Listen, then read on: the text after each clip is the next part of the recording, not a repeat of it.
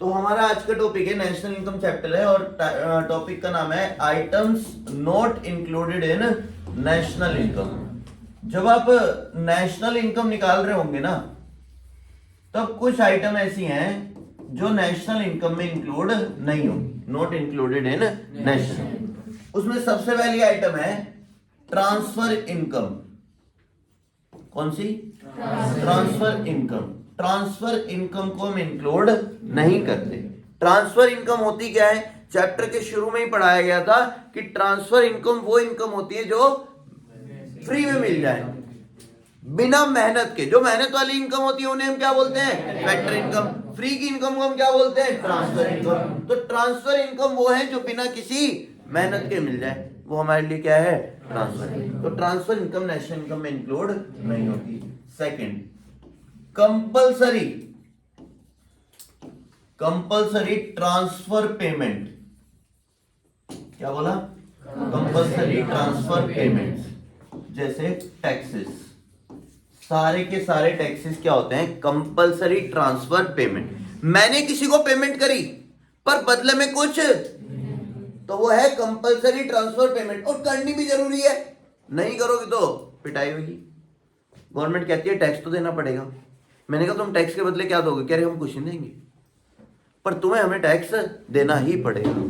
मैंने कहा जबरदस्ती है? कह रहे हाँ जबरदस्ती है। मैंने कहा वरना क्या कर लोगे? कह रहे जेल में डाल देंगे अगर टैक्स नहीं दोगे। मैंने कहा कोई नहीं, टैक्स पे कर देंगे। तो ये एक ऐसी पेमेंट है जिसके बदले मुझे कुछ नहीं मिलेगा पर करनी ही पड़ेगी। ऐसी पेमेंट्स को कंपल्सरी ट्रांसफर पेमेंट्स बोला जाता है और ये भी नेशनल इनकम में इंक्लूड नहीं होती। तीसरा, sale and purchase of second hand goods. क्या बोला? Sale and purchase of second hand goods. Second hand goods की सेल परचेज नेशनल इनकम में इंक्लूड नहीं होती। क्यों? क्योंकि सेकेंड हैंड गुड्स क्या, एक बाइक है मान लो मेरे पास है, मैंने किसी को बेच दी, सिर्फ ओनर ही तो चेंज हुआ, कोई नया गुड्स बना, कोई नई सर्विस प्रोड्यूस हुई। जब तक कोई नया गुड्स या नई सर्विस इकोनॉमी में नहीं आती तब तक वो हम नेशनल इनकम में इंक्लूड नहीं। यहाँ तो सिर्फ क्या चेंज हो रहे हैं? मालिक। एक बाइक किसी की थी और किसी को बेच दी। हाँ, जब कंपनी ने बनाई थी, जब कंपनी ने बेची थी, तब एक नया गुड बना था, तब वो नेशनल इनकम में इंक्लूड हो चुकी थी, तब वो नया गुड बना था, नई बाइक बनी थी। अब तो पुरानी बाइक है, एक जना बेच रहा है और दूसरा जना खरीद रहा है, सिर्फ क्या चेंज हो रहे हैं? मालिक। ओनर चेंज होना नेशनल इनकम में इंक्लूड नहीं होता। फिर आता है fourth point, sale and purchase of financial assets. Sale and purchase of financial assets, ये भी इंक्लूड नहीं होगा। फाइनेंशियल एसेट्स क्या होती हैं? शेयर, डिबेंचर, बॉन्ड्स, ये क्या कहलाती हैं? Financial assets. Financial assets national income में इंक्लूड नहीं होती, क्योंकि वहां पे भी तो क्या हो रहा है? एक जना शेयर बेच रहा है और दूसरा जना शेयर खरीद रहा है, सिर्फ क्या चेंज हो रहे हैं? ओनर।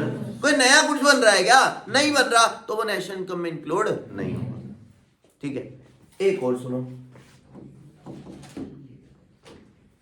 पांचवा पॉइंट,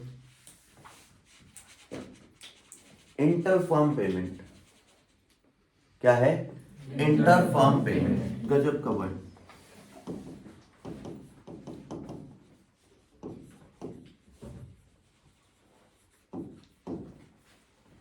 अब ये क्या होता है? Inter firm payment. एक फर्म दूसरी फर्म को पेमेंट कर रही हो। क्या बोला? एक फर्म दूसरी फर्म को क्या कर रही हो? पेमेंट। ये भाई साहब, ये घुमाने वाला पॉइंट है और साथ में समझने वाला भी। एक फर्म दूसरी फर्म को पेमेंट कर रही है तो वो नेशनल इनकम में इंक्लूड नहीं होता। क्यों नहीं होता? नॉर्मल इनकम है। मान लो मेरे बिजनेस ने, पाठशाला ने किसी सीए से सर्विस ली। अब सीए की फर्म जो है उसको पेमेंट की जाएगी बाय पाठशाला। इसमें बंदे की बात नहीं हो रही, मेरी बात नहीं हो रही, या सीए की बात नहीं हो रही।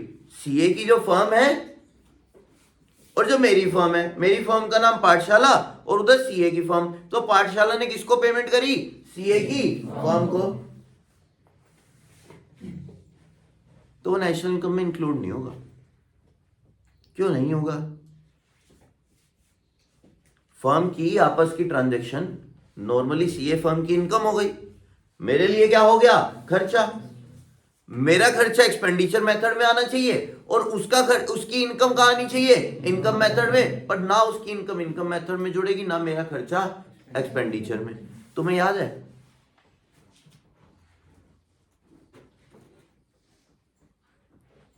एक के लिए खर्चा है तो दूसरे के लिए क्या है? इनकम।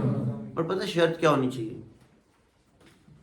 एक का खर्चा हो और दूसरे की इनकम हो, पर एक सेक्टर का खर्चा दूसरे सेक्टर की इनकम बन रहा हो। क्या बोला? एक सेक्टर का खर्चा दूसरे सेक्टर की इनकम बन रहा हो। एक सेक्टर का खर्चा, पर यहां सेक्टर में तो खर्चा हो ही नहीं रहा। एक सेक्टर का खर्चा हुआ और उसी सेक्टर की क्या हो गई? अब ये नेशनल इनकम में जुड़ेगा नहीं। जब तक एक सेक्टर से पैसा दूसरे सेक्टर में ना जा रहा हो तब तक वो नेशनल इनकम में इंक्लूड नहीं होता। इसलिए इंटर फर्म पेमेंट भी नेशनल इनकम में इंक्लूड नहीं।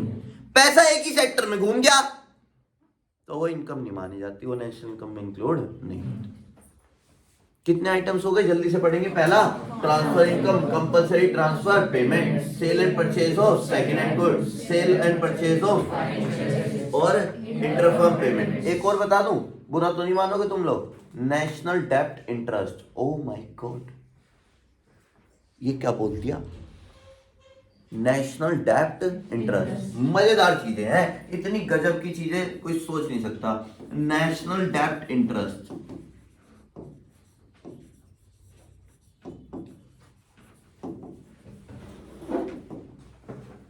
अब ये क्या होता है नेशनल डेब्ट इंटरेस्ट? जब हम लोन लेते हैं ना, तो लोन दो तरीके के होते हैं। लोन कितने तरीके के होते हैं? दो। ध्यान से सुनना क्या बोल रहा हूं। लोन कितने तरीके के होते हैं? दो। एक होता है बिजनेस के लिए लोन और एक होता है अपने पर्सनल पर्पस के लिए लोन। जैसे घर के लिए लोन ले लिया, 2 व्हीलर या 4 व्हीलर के लिए लोन ले लिया, या अपने पर्सनल एक्सपेंसेस के लिए लोन ले लिया। ये सब लोन जो होते हैं वो पर्सनल पर्पस के लोन होते हैं। कौन से पर्पस के? पर्सनल पर्पस के लोन। ठीक है। जो पर्सनल पर्पस वाले लोन होते हैं उनका इंटरेस्ट कहलाता है नेशनल डेब्ट इंटरेस्ट। और याद है, आप इनकम मेथड में 3 चीजें ऐड करते थे, सब बोलेंगे 3 चीजें कौन कौन सी? सीओए, ओएस और एमआई। जो ओएस है, ओएस उसके पार्ट होते थे रेंट, इंटरेस्ट, और वो जो इंटरेस्ट है वो उस लोन का इंटरेस्ट है जो लोन मैंने बिजनेस पर्पस के लिए लिया था। कौन से पर्पस के लिए? जो लोन मैं बिजनेस पर्पस के लिए लेता हूं उसका इंटरेस्ट कहलाता है। पर जो मैं पर्सनल पर्पस के लिए लेता हूं, कंजम्पशन पर्पस के लिए, घर खरीदना है या बाइक खरीदनी है या 4 व्हीलर खरीदना है या पर्सनल कोई भी खर्चा करना है, जो मैं खर्चे करता हूं पर्सनल पर्पस के लिए और उनसे जो लोन लेता हूं उनका इंटरेस्ट कहलाता है नेशनल डेब्ट इंटरेस्ट। और वो नेशनल इनकम में इंक्लूड नहीं होता, क्योंकि उससे कोई नई चीज प्रोड्यूस नहीं हो रही। प्रोडक्शन पर्पस के लिए या बिजनेस पर्पस के लिए लोन नहीं लिया, और जब तक बिजनेस पर्पस वाला लोन नहीं होगा तो दूसरा लोन होगा कौन सा? कंजम्पशन पर्पस वाला, वो नेशनल इनकम में इंक्लूड नहीं होता। एक और चीज है, कैपिटल गेन और capital loss. Capital loss and capital gain, ये दोनों नेशनल इनकम में इंक्लूड नहीं होते। कोई बता सकता है कैपिटल लॉस? किसी को याद हो? मैं बताता हूं, सुनो। 2 वर्ड थे, डेप और कैपिटल लॉस। डेप का मतलब है फिक्स एसेट की वैल्यू का कम होना, कैपिटल लॉस का मतलब है फिक्स एसेट की वैल्यू का कम होना। दोनों का मतलब फिक्स एसेट की वैल्यू का, किस दोनों का मतलब? डेप का और दोनों का मतलब फिक्स एसेट की वैल्यू का। बट डेप्रिसिएशन में फिक्स एसेट की वैल्यू कम होती है, wear and tear, passage of time और एक्सपेक्टेड ऑब्सोलेंस की वजह से। और ये कैपिटल लॉस में फिक्स एसेट की वैल्यू कम होती है थेफ्ट की वजह से, एक्सीडेंट की वजह से और एनी नेचुरल कैलेमिटीज, मतलब ऐसी चीजों की वजह से जिन पे हमारा कोई कंट्रोल नहीं होता। ऐसी चीजों की वजह से अगर फिक्स एसेट की वैल्यू कम हो रही है फिर वो कैपिटल लॉस कहलाएगा, और कैपिटल लॉस भी नेशनल इनकम में इंक्लूड नहीं होता। और कैपिटल गेन भी इसी तरह होता है, कोई हम एसेट लाए और उस पर बहुत ज्यादा प्रॉफिट हो गया एकदम, तो वो क्या कहलाता है, कैपिटल गेन, और वो भी नेशनल इनकम में इंक्लूड नहीं। एक और बताने का मन है मेरा, सॉरी 8 पॉइंट है, फिर 9 पॉइंट है, बस 9 है। 8 पॉइंट है नॉन मार्केट ट्रांजेक्शन। क्या बोला? Non market transaction. ये कौन सी ट्रांजेक्शन है नॉन मार्केट ट्रांजेक्शन? जिसकी ना वैल्यू नहीं लगा सकते, हमारी औकात नहीं है हम उसकी वैल्यू लगा लें। हमारी मम्मी ने हमारे लिए खाना बनाया, हमने खाना खाया और पेट भर गया, हमने फिर अपना अपना काम किया, पढ़ाई करी। पेट ना भरा हो तो पढ़ाई भी नहीं हो पाएगी। खाना खाया, मम्मी ने खाना बनाया, मम्मी ने सर्विस प्रोवाइड करी। मम्मी ने क्या प्रोवाइड करी? वैल्यू लगा लोगे क्या उसकी? नहीं लगा सकते ना, औकात भी नहीं हमारी। हमने घर वालों के लिए कुछ किया या घर वालों ने हमारे लिए कुछ किया, उनकी आप क्या नहीं लगा सकते, वैल्यू नहीं लगा सकते। ऐसी ट्रांजेक्शन को बोला जाता है नॉन मार्केट ट्रांजेक्शन।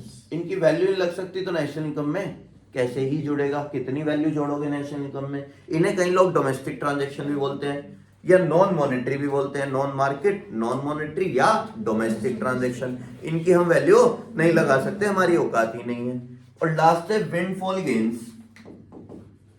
विंडफॉल, आंधी की तरह बहुत सारा पैसा आ जाना एक साथ। आप किसी कॉन्टेस्ट में गए केबीसी वगैरह में और करोड़ों रुपए जीता है, आपने हॉर्स रेस में पैसा लगा दिया, इंडिया में लीगल है हॉर्स रेस में पैसा लगाना, हॉर्स रेस में पैसा लगा दिया और आप जीत गए, या आपने लॉटरी टिकट खरीद ली, लॉटरी से पैसे लग गए आपके, तो ऐसी अगर इनकम हो रही है तो वो कहलाएगा विंडफॉल गेन और नेशनल इनकम में इंक्लूड नहीं होगा। और ये सारी चीजें नेशनल इनकम में इंक्लूड नहीं होती। 6 नंबर का डायरेक्ट क्वेश्चन आता है, ये कहते हैं बताओ नेशनल इनकम में इंक्लूड होगा या नहीं होगा। इसी के साथ एक और जुड़ा हुआ टॉपिक है, हाथों हाथ वो भी निपटा के चलूंगा। 2 तरह की इनकम होती है, डोमेस्टिक और नेशनल। ध्यान से सुनना सब, कौन कौन सी? इधर देखना, डोमेस्टिक और नेशनल, ध्यान से देखना सब। डोमेस्टिक को हम बोलते हैं एनडीपी एट एफसी, और कल बताया था नेशनल इनकम को क्या बोलते हैं, एनएनपी एट एफसी। देखना, नेक्स्ट से नेट कुछ नहीं करना, डोमेस्टिक से नेशनल प्लस एनएफआईए, प्रोडक्ट से प्रोडक्ट कुछ नहीं, एफसी से एफसी कुछ नहीं। बस अगर डोमेस्टिक से नेशनल पे जाना हो तो क्या कर दो, एनएफआईए ऐड कर दो। एनएफआईए का फॉर्मूला बताना, factor income from abroad minus factor income from abroad. हम बाहर गए और बाहर से क्या कमा के ले आए, तो वो है फैक्टर इनकम फ्रॉम अब्रॉड। बाहर वाले आए और हमारे से पैसे कमा के ले गए, वो है फैक्टर इनकम। हाँ भाई, बताना क्या चाहता हूं, अगर आपको ये बताना पड़े क्वेश्चन में कि ये आइटम डोमेस्टिक इनकम में इंक्लूड होगा या नहीं होगा, तो आपने कुछ नहीं करना, सिर्फ ये सोचना है क्या वो इनकम हमारी जमीन पे कमाई गई या नहीं। क्या सोचना है, क्या वो इनकम हमारी जमीन पे कमाई गई या नहीं, बस और कुछ नहीं सोचना। अगर वो हमारी जमीन पे कमाई हुई इनकम है, किसने कमाई कोई मैटर नहीं करता, किसने कमाई कोई मैटर नहीं करेगा। अगर हमारी जमीन पे कोई इनकम कमा रहा है, इंडिया की डोमेस्टिक टेरिटरी में कोई इनकम कमा रहा है, इंडिया का मैप सबने देखा होगा, इंडिया के मैप की आउटलाइन भी सबको याद होगी। अगर उस जमीन में, उस धरती पे कोई इनकम कमा रहा है तो वो हमारी डोमेस्टिक इनकम है, तो वो हमारी क्या है, डोमेस्टिक इनकम। बस इतनी सी बात है। अगर हमारी जमीन पे कोई इनकम कमा दे, कोई भी जालिम, कोई भी एलियन आ गए जुपिटर से, कह रहे हम इनकम कमाएंगे, कमाओ।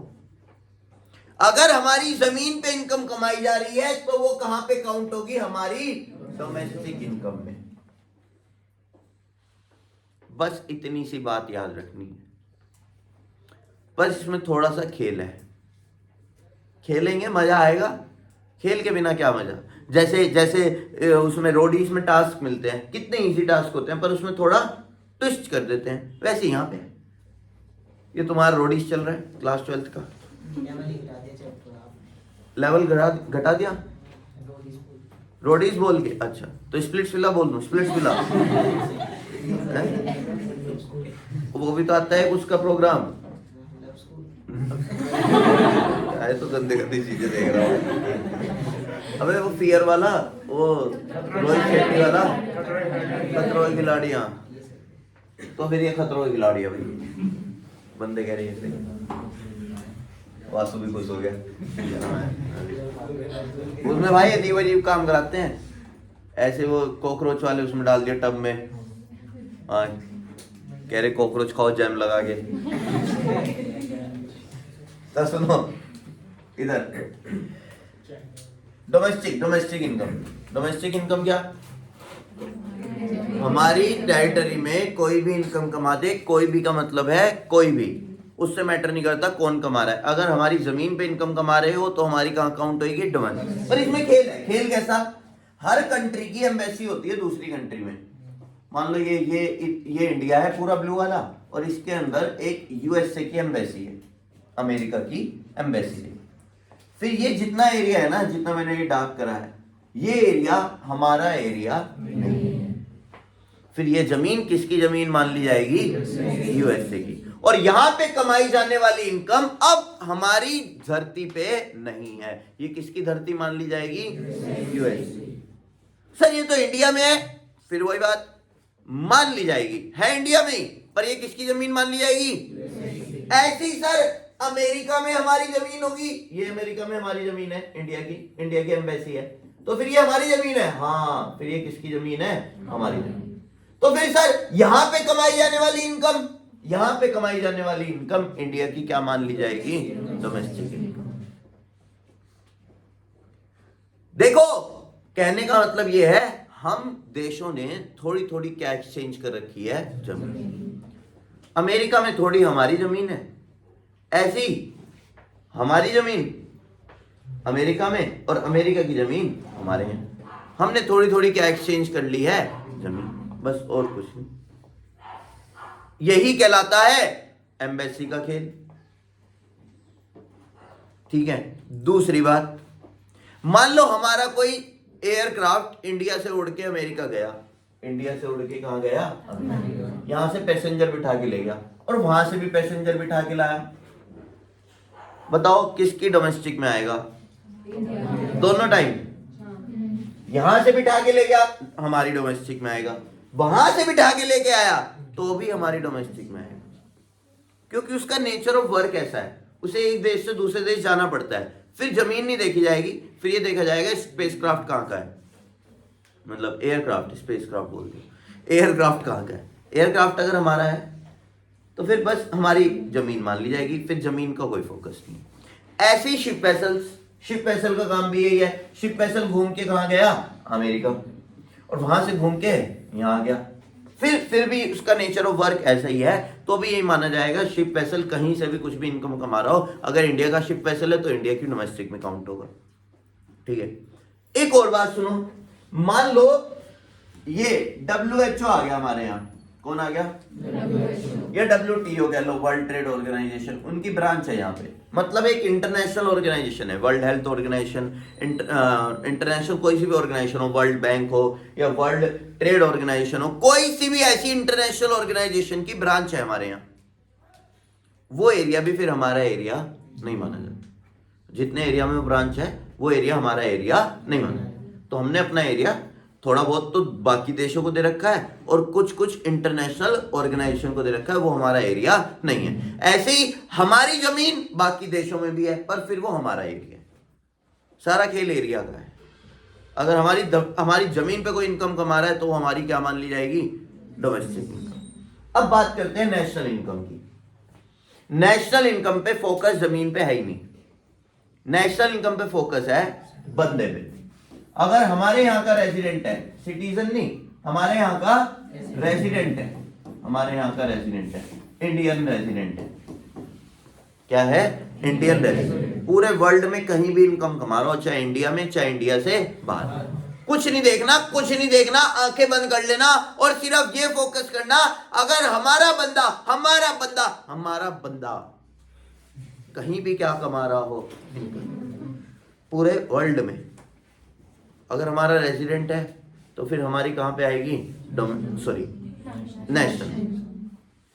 अब एक बात कहूं तुम्हें, कमाल की बात देखना, ये क्या भूत सा बन गया। चलो अब एक कमाल की बात देखना तुम लोग, डोमेस्टिक से नेशनल जानो। डोमेस्टिक में कौन बंदे आगे? जो हमारी धरती पे इनकम कमा रहे हैं। कहाँ इनकम कमा रहे हैं? इसमें वो बंदे भी आगे होंगे, देखना देखना, दिमाग लगाना, इसमें वो बंदे भी आगे होंगे जो बाहर से आके हमारी धरती पे क्या कमा रहे होंगे? इनकम। वो बंदे निकाल दो, वो बंदे निकाल दो, क्या कर दो? माइनस। क्या माइनस कर दो? Factor income to abroad. ये क्या है? ये वो बंदों की इनकम है जो हमारे यहाँ आए थे और हमारे यहाँ से क्या कमा के ले गए? इनकम। अब यहाँ कौन से बंदे रह गए डोमेस्टिक में? जो हमारे यहाँ के हैं, हमारे यहाँ के हैं और हमारी धरती पे क्या कमा रहे हैं? इनमें वो बंदे ऐड कर दो, इनमें वो बंदे ऐड कर दो जो हमारे यहाँ के हैं पर क्या, कहां से इनकम कमा के ला रहे हैं? बाहर से। क्या ऐड कर दिया? वो बंदे जो बाहर से क्या कमा के ला रहे हैं। दोबारा देखो, दोबारा मैंने इनमें से कुछ बंदे निकाल दिए। कौन से बंदे निकाले? जो बाहर के हैं पर कहां इनकम कमा रहे हैं? किस नाम से निकाले? फैक्टर इनकम बाहर कर दिए। और वो बंदे उठा के ऐड कर दिए जो हमारे यहाँ के हैं पर कहां से इनकम कमा रहे हैं? बाहर से। Factor income. अब यहाँ कौन से बंदे रह गए? जो हमारे बंदे हैं और इंडिया में इनकम कमा रहे हैं, चाहे इंडिया से बाहर, और उसी को हम क्या बोलते हैं? National income. देखो मतलब factor income from abroad add करने से, क्या ऐड करने से? और क्या माइनस करने से? Factor income. डोमेस्टिक इनकम किस में कन्वर्ट हो गई? National income. ऐसे होता है। जिसे नहीं समझ आई पीछे करके दोबारा देख लो।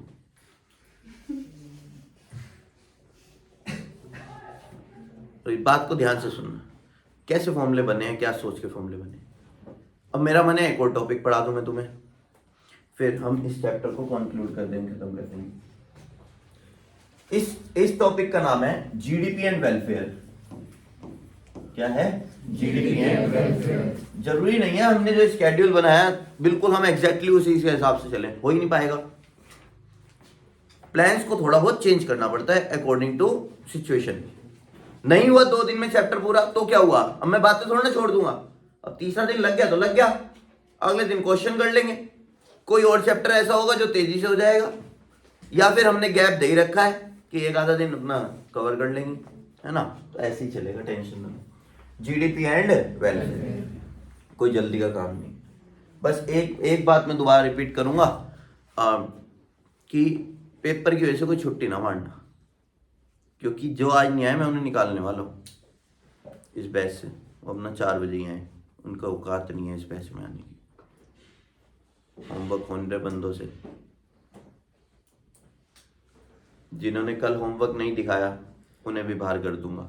मुझे इस बैच में सिर्फ 15 जने भी चलेंगे, मुझे कोई दिक्कत नहीं है। और उन सबके 90 अबव आनी चाहिए, बात खत्म हो गई। मुझे भी तो लिस्ट बनानी है 90 अबव वालों की। तुम्हारा थोड़ा खाली तुम्हारा रिजल्ट नहीं आता, साथ में मेरा रिजल्ट आता है हर साल। मुझे भी तो रिजल्ट दिखाना है शहर को, और अब तो पूरे इंडिया को। जब यूट्यूब पे ओपन ही वीडियो डलने लगी तो फिर रिजल्ट देखा ही जाएगा। तो तुम्हारा रिजल्ट नहीं आएगा खाली, मेरा रिजल्ट आता है हर साल। तो मुझे अपने रिजल्ट की बहुत चिंता है, मैं भगा दूंगा अगर तुम मेहनत नहीं करोगे। 2 महीने भी मेहनत नहीं हो रही, 60 दिन। वैसे जिम में तो कर लोगे, है भाई? 75 हार्ड।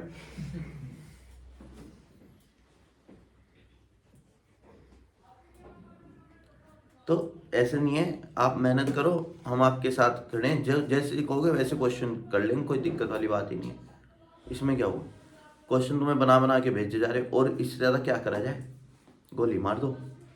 शॉर्ट नोट्स बना रहे, क्वेश्चन बना रहे, और क्या चाहिए? जिसे शॉर्ट नोट चाहिए होते हैं मैसेज कर दिया करो। शॉर्ट नोट्स अच्छे बनते हैं मेरे हिसाब से, वो मैसेज कर दिया करो। जीडीपी एंड वेलफेयर, तो सुनो, जीडीपी एंड वेलफेयर क्या होता है। जीडीपी एंड वेलफेयर, एक बंदा आया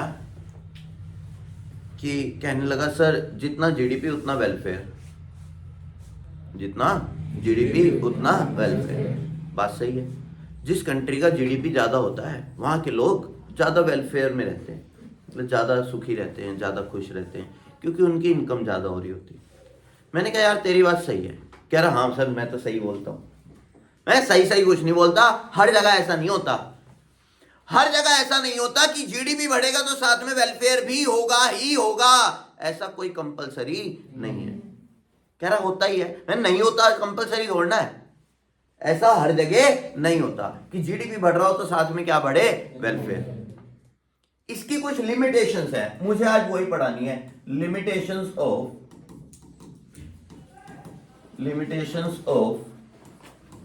जीडीपी एंड वेलफेयर।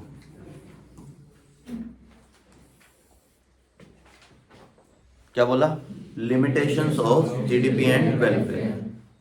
ठीक है, ये क्या है limitation of GDP and welfare? 5 limitation है, मतलब 5 ऐसी जगह हैं जहां जीडीपी बढ़ता है पर वेलफेयर नहीं बढ़ता, या वेलफेयर होता है तो जीडीपी नहीं बढ़ता। उसमें सबसे पहला हम पढ़ेंगे नॉन मार्केट ट्रांजैक्शन।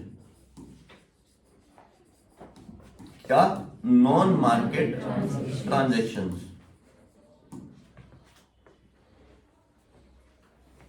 अब ये क्या होता है नॉन मार्केट ट्रांजैक्शन? एक ऐसी जगह, एक ऐसी ट्रांजैक्शन जहां पे हमारे लिए कोई काम कर रहा हो पर आप उसकी वैल्यू नहीं लगा सकते। जैसे भी मैं कह रहा था, हमारी मदर ने हमारे लिए खाना बनाया, वैल्यू लगा सकते हो? नहीं। अब वेलफेयर तो हुआ, हमें खाना मिला, हमारा पेट भरा, हमारे एनर्जी आई हमारी बॉडी के अंदर, क्या हमने उसके लिए कुछ पे करा?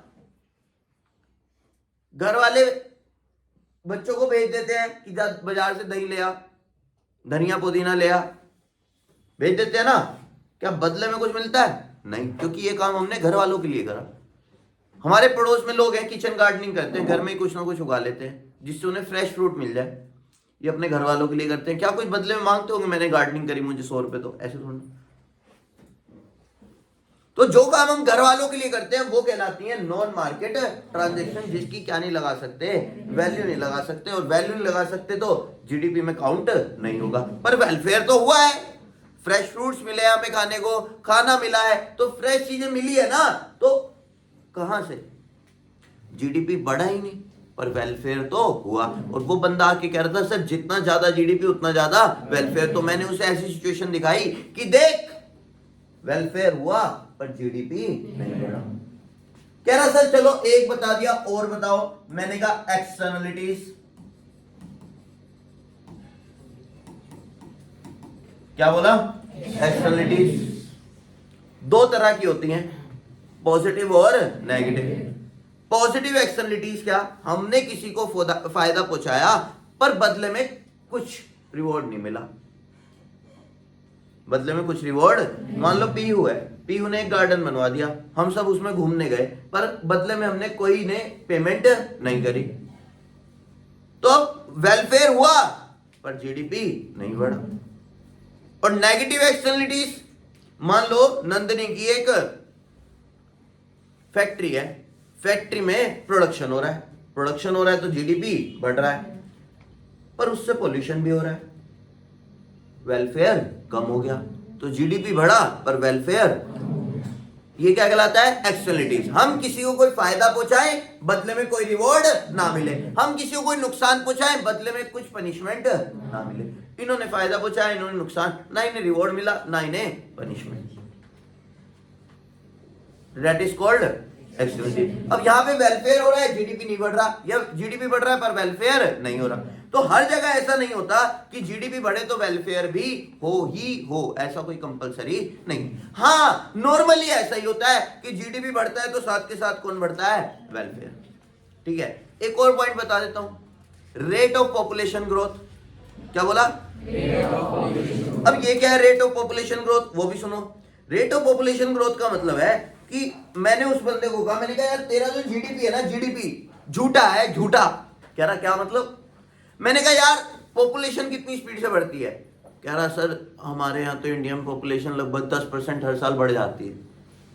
कितनी बढ़ जाती है? 10%। मैंने कहा मतलब पॉपुलेशन के बढ़ने की स्पीड 10% है, रेट ऑफ पॉपुलेशन, हाँ नींद आ गई, rate of population growth, population के बढ़ने की स्पीड क्या है? तेज। क्या है पॉपुलेशन के बढ़ने की स्पीड? तेज। मैंने तेरा जीडीपी कितने परसेंट से बढ़ता है? कह रहा सर 4 या 5%, 6%। मैंने कहा मतलब पॉपुलेशन बढ़ी 10% और गुड्स बढ़े कितने परसेंट? 7 या 7 मान लो चलो। मतलब पॉपुलेशन कितने परसेंट बढ़ रही है? 10%। लोग पैदा हो रहे हैं एक्स्ट्रा, 10% एक्स्ट्रा, और तेरा गुड्स कितना एक्स्ट्रा बन रहा है सिर्फ? मतलब सबको गुड्स अवेलेबल नहीं हो पाते होंगे क्योंकि गुड्स इतने बन ही नहीं रहे। मैंने कहा तेरे जो जीडीपी के बढ़ने की स्पीड है ना वो इतनी नहीं है जितनी तेजी से कौन बढ़ रही है? पॉपुलेशन। मतलब कुछ लोग ऐसे होते होंगे जो भूखे सोते होंगे, उनका वेलफेयर। मैंने कहा तेरी जीडीपी 7% से बढ़ा तब भी लोगों का वेलफेयर नहीं हुआ। कह रहा बात तो सही है। फिर एक और पॉइंट मैंने उसे बताया, इस पॉइंट का नाम है change in prices. Change in, मैंने तेरा जीडीपी ना प्राइस के बढ़ने से भी बढ़ जाता है। नॉमिनल जीडीपी कल ही पढ़ा था, नॉमिनल जीडीपी प्राइस के बढ़ने से बढ़ जाता है। कल 30 वाला पेन कितने का हो गया था? 50 का। अब उससे क्या बढ़ गया था? जीडीपी। 30 से कितना हो गया? 50। मैंने कहा एक बात बता, तेरा जीडीपी प्राइस के बढ़ने की वजह से बढ़ जाता है? कह रहा हाँ बढ़ जाता है। मैंने कहा इसमें कहां से वेलफेयर हुआ? इसमें तो लोगों को चीजें क्या मिलने लगी? नहीं। 30 की बजाय कितनी? 50 रुपए की मिलने लगी। तो मैंने कहा बता कहां से हुआ वेलफेयर? जीडीपी बढ़ गया पर वेलफेयर नहीं हुआ। तो ऐसे बात हो रही है, ठीक है। एक और पॉइंट है, एक और पॉइंट, इसका नाम है डिस्ट्रीब्यूशन ऑफ जीडीपी। क्या नाम है? बस लास्ट टॉपिक है, सुन लो। Distribution of GDP. ये क्या मतलब है डिस्ट्रीब्यूशन ऑफ जीडीपी? मैंने कहा तेरा जीडीपी ना अमीरों को अमीर बनाता है, गरीबों को गरीब। कह रहा कैसे? मैंने कहा बता प्रोडक्शन कौन करता है? कह रहा जो जिनके पास पैसा होता है, अमीर लोग। मैंने कहा जीडीपी बढ़ेगा तो मतलब प्रोडक्शन क्या हो रहा है? ज्यादा। प्रोडक्शन ज्यादा हो रहा है तो अमीर क्या होता रहेगा? अमीर। गरीब को तो बेचारे को सैलरी मिलती रहेगी, उसके तो खर्चे बढ़ेंगे बस। कह रहा बात आप सही कह रहे। तो 5 ऐसी जगह गिनवा दी जहां जीडीपी बढ़ रहा है वेलफेयर नहीं हो रहा है, या वेलफेयर हो रहा है जीडीपी नहीं बढ़ रहा।